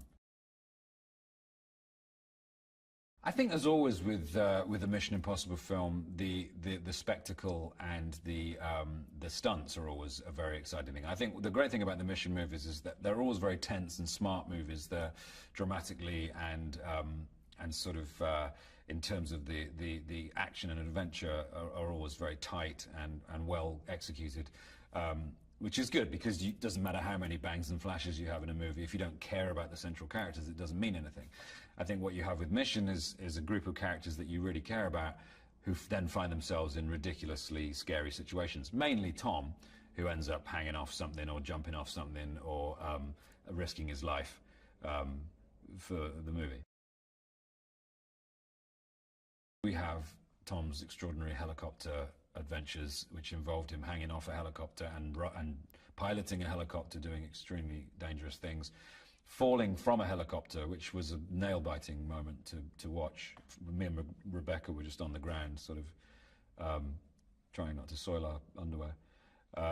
It was a very, very exciting thing to behold. And I think in the movie, when people see it, knowing that he did it, it's not a digital, fabrication. It is what you see is what's happening. It always adds to the joy of the experience. You end up on the edge of your seat, literally, because you know that this actually happened. The truth is, he's incredibly rigorous when it comes to safety. His team are just, a crack squad of total professionals. He's incredibly safety conscious. He wants everything to be absolutely right before any stunt is done. And that's not just to protect him, it's to protect everybody. When we do the car stuff, I remember when we did he just drove a Jeep down a very steep hill with me and Rebecca in. And before we did it, we did this whole drill about what we would do if the car rolled, where we're going to go. And we rehearsed it a couple of times. He's very safety conscious. This is my fourth mission movie as Benji. Benji started out as a sort of systems analyst in the labs at the IMF and then got a taste for adventure when he was forced to kind of be Ethan Hunt's GPS in the third film. I think he kind of felt like, oh, I kind of enjoyed the adventure and excitement there. I'll try and become an agent. So in the interim between the third film and Ghost Protocol, Benji takes the field exam, and in Ghost Protocol we find him for the first time out in the field. And in subsequent movies, he's become more accomplished and used to the idea of being out in the field, being a secret agent. He still looks up to Ethan as a sort of a bit of a hero. But he's very capable and accomplished, and even in the scariest situation, he kind of manages to hold it together and do what he needs to do, which is great. It's nice to have played a character for this long and seen him evolved from a sort of lab potato, visually and figuratively. I did look like a potato in number 3, to a much more sort of, capable, fit secret agent with some, impressive skill sets. I had to learn to drive a speedboat, a twin-engine speedboat, which I did on Denham Lake near Pinewood, and then eventually on the canals of Paris and the River Seine. And that involved just, going down and burning around the lake for a while and learning how to sort of feather the engines, and it's fun, a lot of fun, but kind of hairy if you don't do it properly. I also had to learn to use a rebreather and go underwater in a dry suit, which was, I'd done scuba diving once before, but a rebreather is a completely different setup. It goes on your front, and it's a closed circuit of air rather than tanks, which are compressed. Obviously, the longest-serving Mission Impossible member, other than Tom, other than Ethan, is Luther Stickle, who is played by the inimitable Ving Rhames, and he has the auspicious honor of surviving 6 Mission Impossible films now, maybe, unless he dies in this one. I don't know yet. The script isn't finished. And Ving's an old timer when it comes to this story. He's been with Ethan from the beginning, and I love hanging out with Ving. Ving is such a character. He's got a lot of cool stories. He's very funny. He quotes Shakespeare a lot. He can be a little weird at times, which I like. So that's always really good. When I know Ving's going to be in, it's always fun, because we spend a lot of time together, and we have a lot of fun. Rebecca Ferguson, obviously, who's returning, who is a brilliant actress and plays a great character. I like the fact that Ilsa is a match for Ethan, and both physically and mentally. And she isn't just there to be rescued; she's there to kind of contribute and is a force to be reckoned with. And I think that's it's important that women aren't underestimated, as they all have been historically forever. And it's great to see strong female characters emerging across the movie landscape. It's way overdue. Angela Bassett, of course, who was a late casting, so it was quite a nice surprise to hear she'd been cast and to meet her. She's an absolute delight, and someone I've always I've always liked. Vanessa Kirby, or New, as we call her. I've only met her once so far on the shoot, very briefly in New Zealand, but she seems awesome and fun, and I thought she was great in The Crown, so it's great to have her involved. Yeah, there's a strong female contingent in this movie, and I'm pleased to see that. You know, it always makes it feel a little bit more rounded and realistic. I'm going to expect some fantastic stunts and some searching character work, some interesting twists and plot twists, as always. You know, these films always try to stay one step ahead of the audience.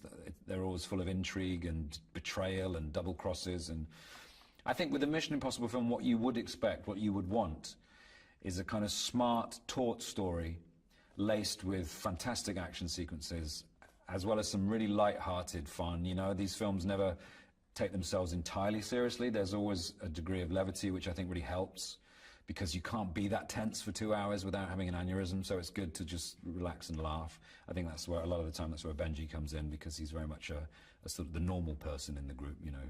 He's the audience member who's along for the ride.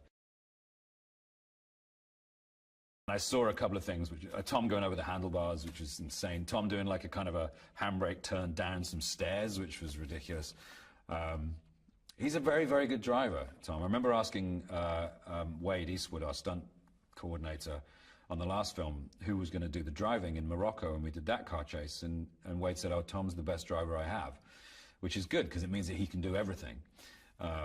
And I think just the access we got to Paris, the streets we were hammering around, the stuff we got to do, you know, it's going to look amazing because we did it, you know, and it's such a treat to be able to actually do that stuff and to feel the speed, to be in a car when there's like a, you know, all the reactions again that you see of us in the car are real, because we are spinning around at however many miles an hour, doing handbrake turns and leaping out of the car and him skidding off, and it's great. It's a good job he's such a show-off. I think McHugh has a great classical sensibility when it comes to movie making. Like he is a real film fan, you know. He has a vast knowledge of cinema. He loves the process of filmmaking. Again, we're shooting on film, which is really nice. I think he has an understanding of Mission Impossible sort of classical roots, you know, as a kind of spy thriller. And it needs to have a certain sense of kind of, you know, it needs a sort of classical edge to it to make it a Mission Impossible film. It's a coming together of sort of classic cinema and a more sort of fast-paced modern cinema. And I think with Rogue Nation, he proved that he could put together a really effective, fun, exciting Mission Impossible movie, and it did really well. And I felt like the studio were kind of like, well, if it ain't broke, you know? And so they invited McHugh back. And I was really happy, because I love working with him. He's a great friend and a total nerd. And I love sort of, you know, we always nerd out together on set about movies and what have you. I love that kind of eating and sleeping and breathing film kind of thing. I'm down with that. It's really, I really respect his love of the medium. I think Tom and McHugh are a great team in terms of how they understand each other. McHugh works really well with Tom. Tom is a force of nature. You know, he's kind of an incredible sort of whirlwind of enthusiasm and ideas. McHugh is able to kind of not only understand Tom, but also steer him and, you know, add to what he brings to the table, interpret what he brings to the table, make it his own, and then, you know, come to a compromise which they're both like, great, okay, let's do it. They very rarely disagree, and if they do, it's usually two back and forths, and they're at a compromise where they're both happy. Or Tom will be certain of something, and McHugh will go, you know what, that's a great idea, but what about this? And Tom will go, oh no, you're right, you know, or vice versa. And that's really productive in terms of a creative relationship. There's no butting heads really with Tom and McHugh. They understand each other. They get each other. Tom trusts McHugh implicitly. You want them to go through a range of emotions. You know, you want them to be entertained, of course, sort of thrilled and immersed in it all. We're all in a lot of serious danger again, seemingly even more than the last time. you know, as Mission Impossible films have proven in the past, no one is expendable. And so you never know if everyone's going to make it. Even Tom, you know, even Ethan. And I just hope people are gripped and thrilled and just leave the cinema feeling exhausted but good. These films always are physically challenging, and I just hope that I can keep getting better built. I think in terms physically, I've got younger on screen as these films have progressed, because the training is always so rigorous, and whenever I do a Mission Impossible film, I always try and get in absolute peak physical condition. I'm getting better and better at that. So, and Tom and Ving now call me Six-Pack Pegg. So I just want to hold on to that nickname for as long as I can. Tom Cruise is a producer on this. And for me as an actor, he knows my strengths and weaknesses as an actor. And he also has a certain sensitivity with actors because he is an actor. And I think a lot of producers could learn from him how actors work. Tom has an understanding how we take time to create a character, develop a role. And I also think he's very cognizant of time. Tom is someone who brings process to get the result. I think McHugh is an excellent director for this because he knows the characters and he understands the rhythm, and he's written the pieces, and he understands the rhythm of the piece. I think one of the very interesting things in Mission Impossible is the team of actors working together. I think that what McHugh has been able to do is he's been able to weave in past relationships. I think when you have actors who have worked together before, and when you bring in an actor like Simon Pegg and Sean Harris, I think that it's important that we have a good chemistry. And I think we really do on Rebecca Ferguson. And I think that we're almost like McHugh and Tom have put together a symphony of actors. I'm the bass in the symphony. You know, Simon may be the flute section, but I think McHugh was able to capture a personal story. And I think that's why the last one worked, because it gets more personal than just action. The character I play is Luther, and in many ways how McQuarrie has written this role, it's almost like as he said to me, he said, the soul of the film. And at first I didn't know exactly what he meant. But I think it's a certain consciousness that I give to Ethan. So I think he really humanizes Luther more, and you get to see a little more of the fabric of Luther's personality. And one of the scenes we're going to do with Rebecca, that's a pretty powerful scene. You feel Luther's love for Ethan. So I think the character, and most of these characters, especially the ones of us who have been in at least two of them, you see more of relationship telling, who these people are, how they interact with one another. And I think you see more substance in the film, because to me, films are really about relationships between people. I think I've always been a fan of the Mission Impossible films. They're the kind of movie which, when it's on at the cinema, that's the one you go watch, because you know it's going to be a good ride regardless. And it's a spy movie, but set contemporary, and it's realistic. There are some gadgets in there, sure, which are like, okay, maybe that's a stretch of the imagination, but it's entirely feasible, and everyone loves that. And so, yeah, I've always been a fan. The character I play is a member of the CIA. He is the director of the CIA's #1 assassin. He's a cleaner. He goes and takes out people who you can't capture. He's rather notorious within the CIA. The way the IMF and the way Hunt looks at him is like he's the enemy, because he's being forced upon them in the team by Erica Sloan, the director of the CIA. And so he just plays along with that, and he just plays the nice guy. He's like, yeah, I'm just doing my job. I think Walker has watched Ethan Hunt from afar. Obviously, he's one of the top guys in this very strange section of the CIA, the Impossible Mission Force, IMF, and he obviously knows that Hunt has talent, his ability, but I think he looks at Hunt as someone who doesn't have what it takes to do the necessary things. He puts too many people and too many things at risk because he has a moral code which is too strict. The script is very much alive. It's a process which never stops evolving. And I like that. It can be difficult at times. As I say, it's a challenge when you've got your character and you're trying to look at arcs and where to play stuff. But McHugh is so aware of that as well. It all ends up blending together, and it's really rather clever. I don't quite know how he does it. But it is alive, and yeah, that's the way Chris works. And I quite enjoy that, because it allows your character not just to be stationary throughout the shoot.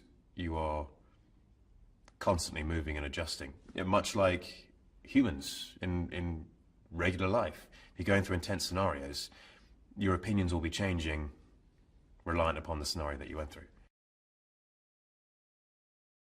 He's a very good writer, and he is very, very intelligent when it comes to writing character. And with these characters, it's very important to have complexity, and with that complexity, there's a sense of a real peril. He's excellent at making people, putting these characters into enormously stressful situations, and yet they survive somehow, or they grow, or they adapt and change and evolve. And the way he does that is interesting. I've been training with Wade Eastwood's team, his stunt team, Wade, who is second director and the stunt coordinator. And they're an excellent team, very, very talented bunch. I've made friends with a lot of them throughout the process, and it's been doing a lot of fight stuff with them. And on this movie, I've done stunts which I haven't done before. And so they've been training me and teaching me about the basics of each stunt. I mean, I've done fight stuff before, I've done light stunt stuff before, but this is definitely more involved. In previous movies, it's been on a green screen, and you've been hanging on a wire on a green screen, which is one thing, but when you're hanging off, I don't know, a 1,900-foot cliff on a wire, it's a little different. It feels different. If you're hanging out of a helicopter in New Zealand in the winter for an hour and a half each time, it's different rather than just doing it on a stage. It's real. It's at least partially real. And the danger's real, and the danger's there. The mission's famous for the actors doing their stunts. They let me do it, and I've loved it. It's been an incredible experience. The one which really sticks in my head a lot, just because it was quite grueling over the 2 weeks, was the helicopter in New Zealand. New Zealand winter, it's chilly, right? And we were flying over glaciers and stuff, and you think, that's fine, you're in a helicopter, you're indoors-ish.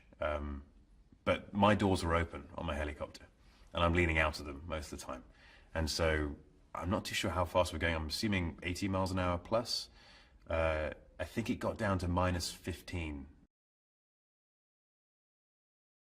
Being in a helicopter in New Zealand, over mountains and glaciers and flying through canyons, while being chased by another helicopter, which is, I don't know, 20 feet away, or chasing another helicopter and firing a machine gun out the doors, it's like every boy's dream. You're like, yeah, I want to grow up and pretend to be G.I. Joe, basically. Tom is flying his own helo, and it is amazing what he does. Like, the training he's gone through to fly a helicopter has been extensive, and he's doing serious, serious stunts. In that moment, I forgot how cold I was because of how beautiful it was. So despite that cold, it was an incredible experience.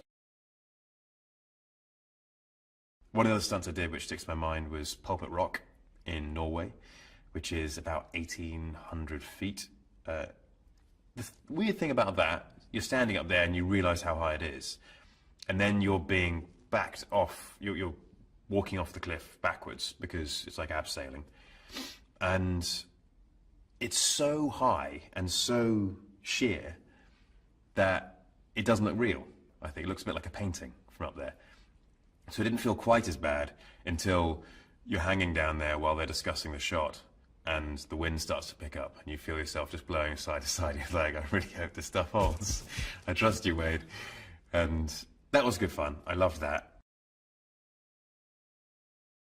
As far as Walker's fight style is concerned, we wanted to make Walker different from Hunt. He's a trained assassin. He knows how to fight. His strengths lie more in brutality and a brawler style. It's more of a fight to kill, fight to completely disable so you can kill.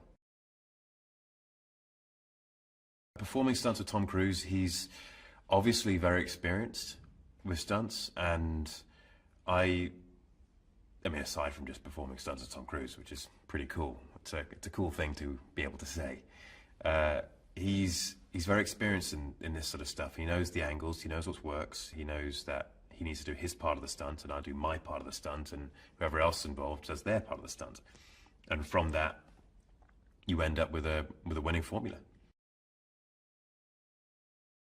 There's a connection between Tom and McHugh because they understand each other. They understand the same process. They are both working towards the same goal, which is a great story. And there's no ego involved. It's just making entertainment for an audience. And they've worked together before, and they both have particular styles.